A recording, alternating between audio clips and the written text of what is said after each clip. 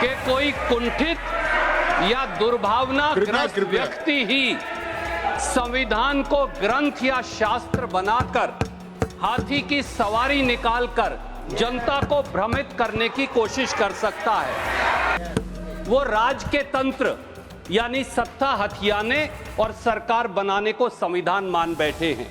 श्री रणदीप सिंह सुरजेवाला। शुक्रिया चेयरमैन साहब।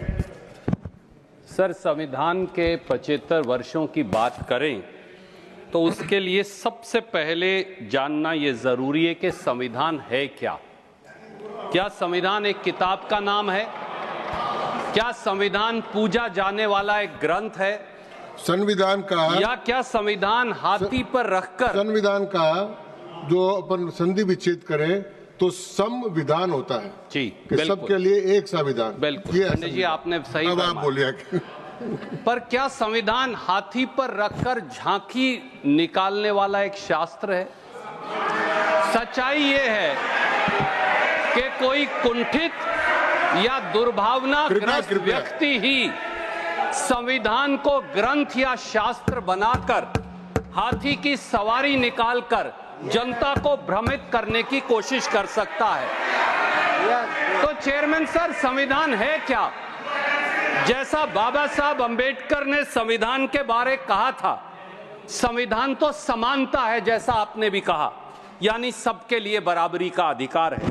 संविधान तो आजादी है, यानी बोलने, सोचने, देखने, पहनने, खाने पीने, धर्म मानने, विरोध करने, असहमत होने, विचार व्यक्त करने की आजादी। संविधान तो न्याय है, यानी छोटे बड़े, ऊंचे नीचे, अमीर और गरीब के भेदभाव से ऊपर उठकर सबके लिए बराबरी का दर्जा। संविधान तो भाईचारा है, जैसे मेरे एक और साथी ने कहा, यानी धर्म और जाति की नफरतों और विभाजनों से ऊपर उठकर प्रेम, सद्भाव, सदाचार और संविधान का नाम संविधान है। संविधान के 74 सालों पर चर्चा के लिए संविधान के मायने जानना जरूरी है, क्योंकि सत्ता के हीरो का मुकुट पहना बादशाह आज संविधान के मायने भूल बैठा है। सत्ता के सिंहासन और बड़ी बड़ी कुर्सियों पर बैठे लोगों को आज की तारीख में जानने की जरूरत है कि संविधान के मायने क्या हैं, और मैं अपने शब्दों में उन्हें चरितार्थ करने की कोशिश करूंगा। वो राज के तंत्र यानी सत्ता हथियाने और सरकार बनाने को संविधान मान बैठे हैं, पर देश के लिए गरीबों की मुसीबतों और जनता की जरूरतों के आगे सत्ता की जवाबदेही के प्रजातंत्र को संविधान कहते हैं। वो चंद अमीरजादों और दोस्त धन्ना सेठों की दौलत लाखों गुना बढ़ाने को संविधान मान बैठे हैं, पर देश के लिए गरीबी हटाना, न्याय करवाना और सबको बराबरी का दर्जा दिलवाना संविधान है। कृपया सुने। टीवी पर सुर्खियां बनाने वाली जोर जोर से बोलती आवाजों को संविधान मान बैठे हैं, पर देश के लिए टीवी के प्रायोजित शोर की बजाय वीणा की टंकार सी बजने वाली आम आदमी की आत्मा की आवाज संविधान है।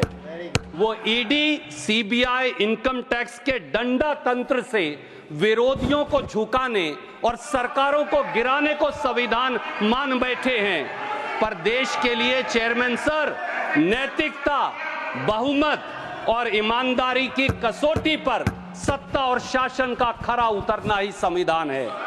वो सरकारी खर्चों पर दुनिया घूमने, इश्तहार छपवाने, कपड़े बदलने और दूसरों को नीचा दिखाकर कहे लगाने के अधिकार को संविधान मान बैठे हैं, पर देश के लिए सर, जूती गांठने वाले गरीब, बोझा ढोने वाले कुली, मोटर रिपेयर वाले मिस्त्री, ट्रक चलाने वाले ड्राइवर, अनाज पैदा करने वाले किसान की आवाज को बुलंद करना ही संविधान है।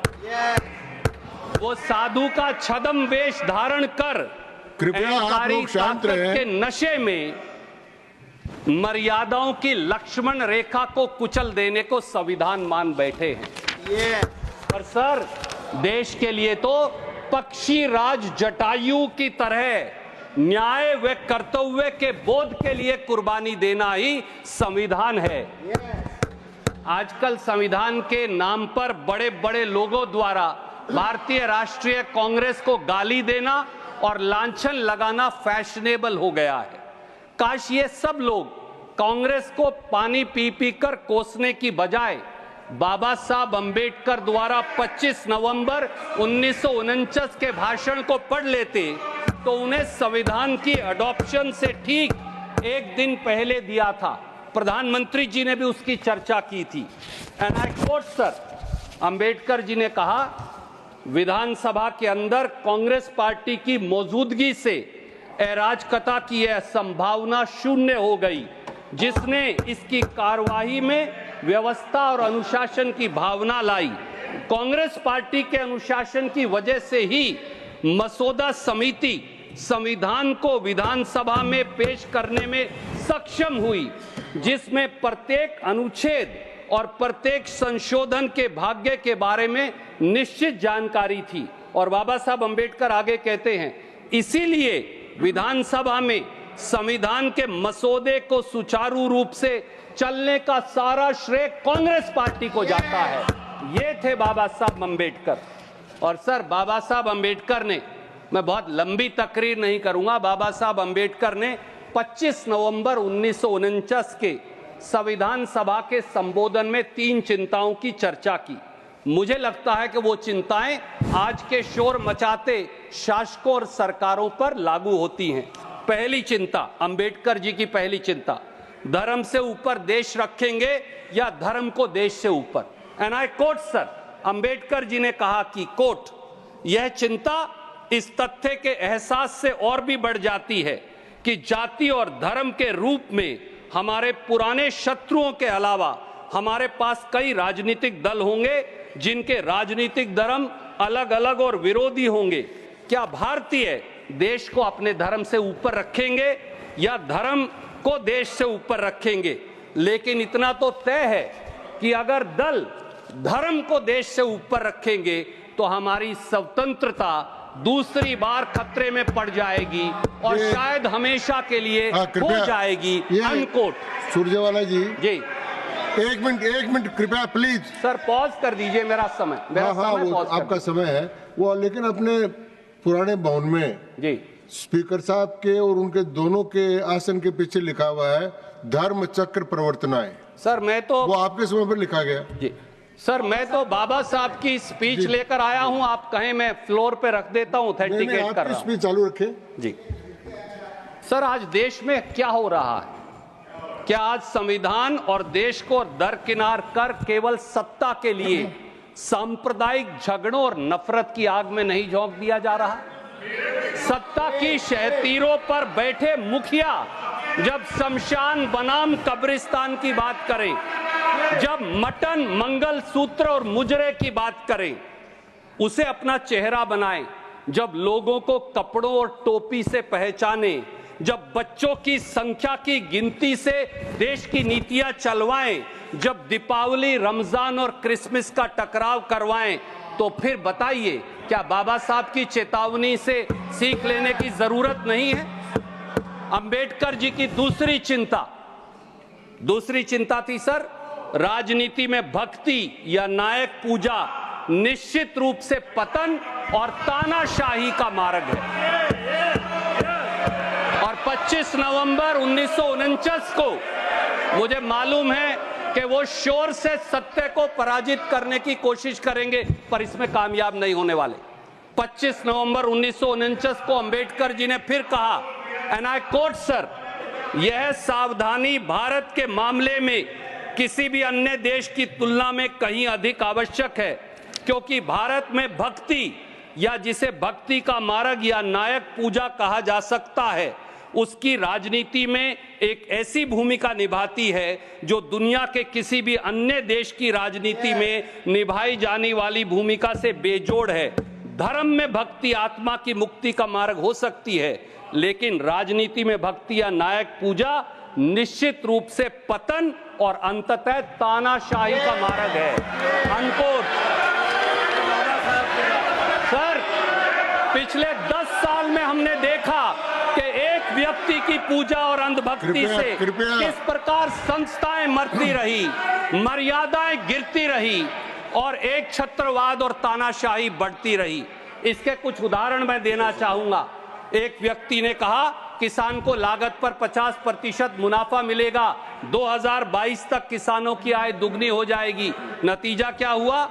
उल्टा सरकार बनते ही उचित मुआवजा कानून को खत्म करने की कोशिश की, फिर किसान विरोधी काले कानून लाए, 700 किसानों की शहादत हुई और आज भी किसान दिल्ली आने के लिए सिसक रहा है। एक व्यक्ति, सर 2 मिनट्स, एक व्यक्ति ने कहा कि नोटबंदी लाऊंगा, काला धन, नकली नोट और उग्रवाद 50 दिन में खत्म करवाऊंगा।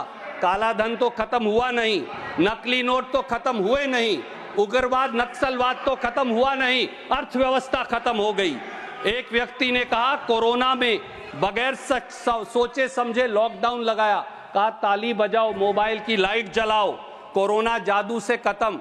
कोरोना तो खत्म हुआ नहीं, गंगा मैया लाशों से हट गई, लाखों लोग हजारों किलोमीटर पैदल चलकर गए और लाखों रोजगार खत्म हो गए। एक व्यक्ति ने कहा, सर मैं बस खत्म कर रहा हूं, एक व्यक्ति ने कहा कि रात को 12 बजे संसद में घंटी बजाओ, जीएसटी लाओ, अर्थव्यवस्था आगे लेकर जाओ। जीएसटी आम व्यवसाय के लिए गब्बर सिंह टैक्स बन गई और सरकारी वसूली मेरा का नाम है घनश्याम जीएसटी। सर एक तीसरी चिंता की मैं 1 सेकंड में चर्चा करूंगा। अंबेडकर जी की तीसरी चिंता थी आर्थिक और सामाजिक असमानता राजनीतिक लोकतंत्र के लिए खतरा। सर 1 मिनट, 25 नवंबर को अंबेडकर जी ने कहा हमें इस तथ्य को स्वीकार करके, कोट सर, हमें इस तथ्य को स्वीकार करके शुरुआत करनी चाहिए कि भारतीय समाज में 2 चीजों का पूर्ण अभाव है। इसमें से एक है समानता। सामाजिक धरातल पर भारत में एक ऐसा समाज है जो क्रमिक असमानता के सिद्धांत पर आधारित है।